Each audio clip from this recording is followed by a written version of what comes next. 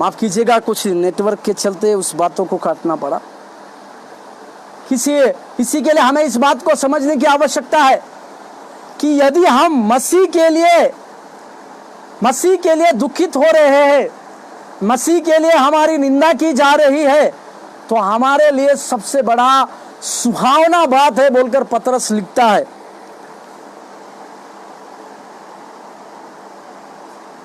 या हमें इस बातों को, प्रभु यीशु मसीह ने जो बातें कही, उन सारी बातों को, प्रभु यीशु मसीह ने कही हुई बातों को हमें इसमें स्मरण करने की आवश्यकता है कि प्रभु यीशु मसीह ने इसके विषय में क्या कहा था। प्रभु यीशु मसीह ने कहा कि आप नहीं घबराओ। मेरे साथ खोलिएगा यशायाह का किताब, उसके 8 के 12, यशायाह 8:12। यशायाह 8 और 12। चाहे पापी 100 बार पाप करे और अपने दिन भी बढ़ाए, तो भी मुझे निश्चय है कि जो परमेश्वर से डरते हैं वह उसको उसके सम्मुख जानकर भय से चलते हैं, जिनका भला ही होगा। हालेलुया। किन लोगों का भला होगा? जो परमेश्वर से लगातार डरते हैं, जो परमेश्वर को अपना भय का केंद्र बिंदु मानते हैं। यशायाह इस बातों की ओर कहता है कि यदि हम परमेश्वर का भय मानते हैं या परमेश्वर की उस भय के साथ हम जीते हैं, तो हमारे अंदर वो सारी बातें कार्य करती है जिसके विषय में परमेश्वर ने कहा। और एक वचन पढ़िएगा, मत्ती रचित सुसमाचार 10 के 26। मत्ती 10:26। मत्ती 10वें अध्याय के 26वें वचन। इसीलिए मनुष्य से मत डरना, क्योंकि कुछ ढापा नहीं जो खोला ना जाएगा, और न कुछ छिपा है जो जाना नहीं जाएगा। प्रभु यीशु मसीह यहाँ पर हमें एक शिक्षा को देते हुए कि नहीं घबराने के बारे में प्रभु यीशु मसीह हमें शिक्षा देते हुए हम सीख रहे। किन किन चीजों के लिए हमें घबराना नहीं है, उस बातों को परमेश्वर एक सूची के रूप में हमें कहते हैं और बतलाते हैं कि हमें डरना नहीं है, हमें घबराने की आवश्यकता नहीं है। या फिर मत्ती रचित सुसमाचार की किताब, उसके 10वें अध्याय के 28वें पद को पढ़िए। मत्ती रचित सुसमाचार उसके 10वें अध्याय 28वें पद। जो शरीर को घात करते हैं पर आत्मा को घात नहीं कर सकते, उनसे मत डरना, पर उसी से डरो जो आत्मा और शरीर दोनों को नरक में नष्ट कर सकता है। यहाँ पर भी प्रभु यीशु मसीह ने किस बातों से डरना है और किस बातों के लिए डरना नहीं है इसके विषय में कह रहे।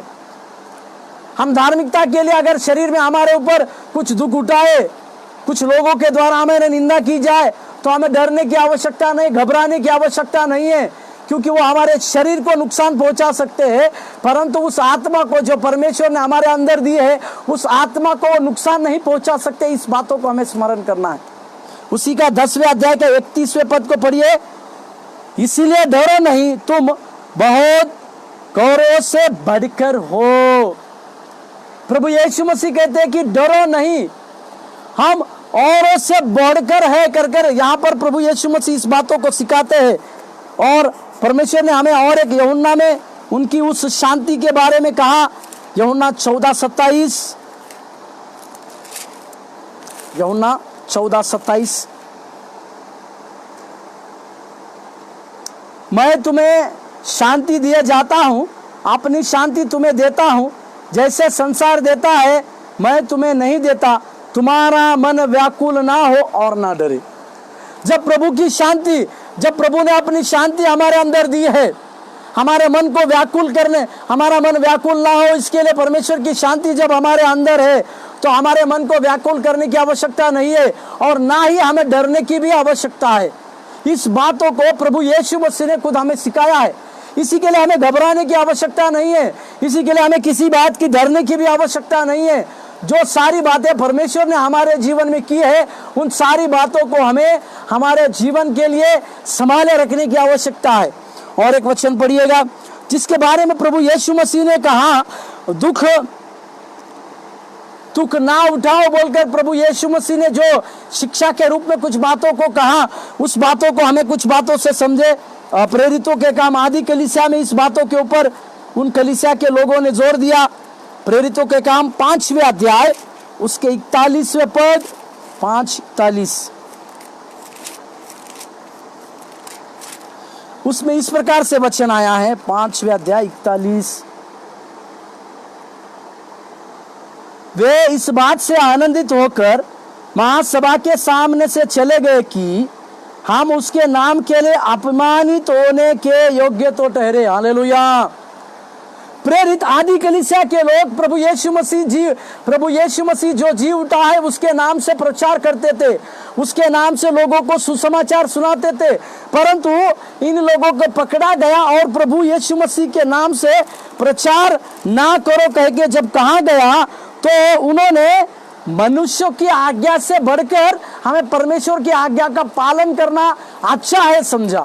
और उन्होंने इस बात की गवाही भी दी कि हम लोग धन्य हो गए क्योंकि हमें मसीह के कारण निंदित होना पड़ा या हमें मसीह के कारण अपमानित होना पड़ा। ये आदि कलीसिया की बातों को परमेश्वर ने, ये आदि कलीसिया के चेलों ने दुख उठाने के बातों को हम देखते, वो दुख उठाए। आदि कलीसिया के चेले लोग दुख उठाए, परमेश्वर के कार्य के लिए निंदा की गई, परमेश्वर के नाम के लिए वो बहुतायत से जोखिम में डाले गए, परंतु वो अपने आप को धन्यता की ओर मान रहे या वे अपने आप को धन्य समझ रहे हैं। और उसी धन्यता जो है उनके जीवन में हम देख रहे। और एक वचन पढ़िएगा, इब्रानी की लेखक इसके बारे में लिखता है, इब्रानी का लेखक इसके बारे में लिखता है, इब्रानी की पत्री 11:26, 11वें अध्याय 26वें वचन, उसने मसीह के कारण निंदित होने का मिस्र के भंडार से बड़ा धन समझा क्योंकि उसकी आंखें फल पाने वाले की ओर थी। हालेलुया। ये मूसा के जीवन की कहानी को इब्रानी का लेखक लिखता है।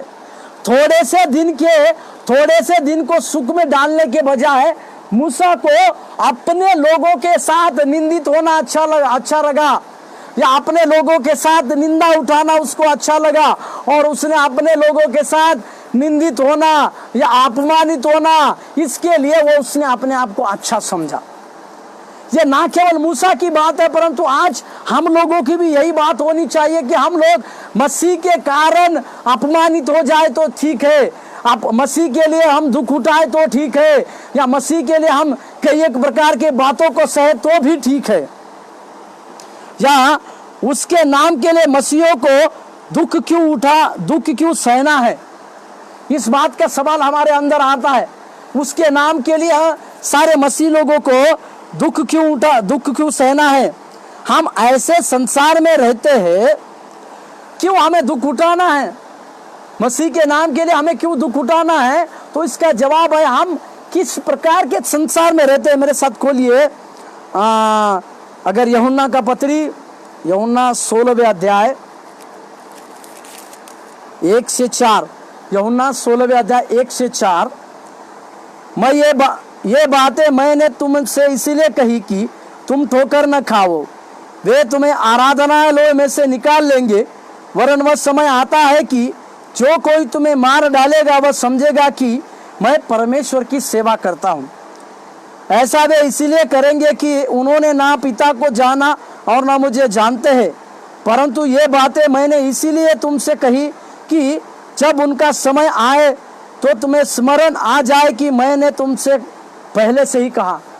प्रभु यीशु मसीह एक समय के बारे में या इस संसार के बारे में कहते हैं कि एक संसार का ये समय आएगा, वे लोग हमें आराधनालय में से खींचेंगे, हमें मार डालेंगे, हमें निंदित करेंगे, हमारा अपमान करेंगे, और जो लोग हमें मार डालेंगे वो ये समझेंगे कि हमने परमेश्वर की सेवा की। इस प्रकार के संसार में हम जी रहे हैं और इसी प्रकार के संसार में हम जीते हैं।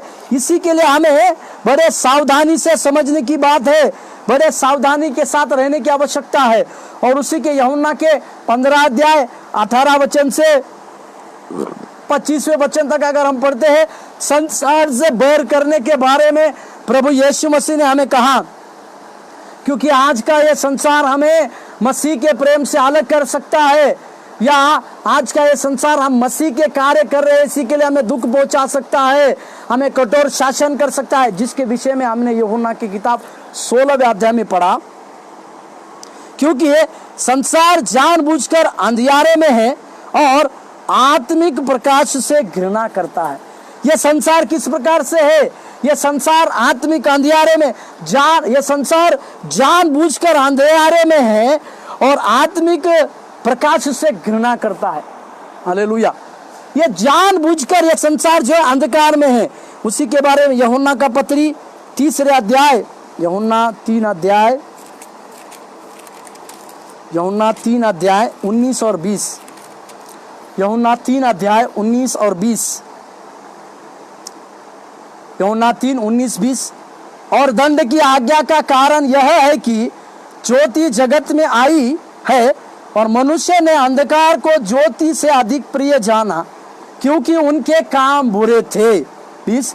क्योंकि जो कोई बुराई करता है वो ज्योति से भय रखता है और ज्योति के निकट नहीं आता, ऐसा ना हो कि उसके कामों पर दोष लगाया जाए। हालेलुया। लोगों ने जानबूझकर अंधियारे को पसंद किया, हालांकि इस ज्योति जगत में आने के बावजूद इन लोगों ने अंधियारे को पसंद किया। मतलब जानबूझकर इन लोगों ने अंधियारे को पसंद किया है और ये अंधियारा जो है इस जगत में पाया जाता है। इसी के लिए हमें धार्मिकता के कारण दुख उठाने की आवश्यकता है और इसी के लिए परमेश्वर के लिए हम धार्मिकता के कारण दुख उठाए, प्रभु मसीह के लिए अगर हम दुख उठाए तो हमारे लिए एक परमेश्वर के पास एक रिवार्ड बचा है। आइए हम इसी प्रार्थना को करें। स्वर्गीय परमेश्वर, आपके नाम के लिए हम निंदित हुए जाए तो हमारे लिए बड़ी सौभाग्य की बात होती है। प्रभु हमारे अंदर उस महिमा की आत्मा को तू देने पाए, उस गौरव की आत्मा को तू देने पाए, जिसके द्वारा प्रभु हम यदि निंदित भी हो जाए तो हमारे जीवन में आपकी बड़ी कार्य हमारे साथ होने पाए।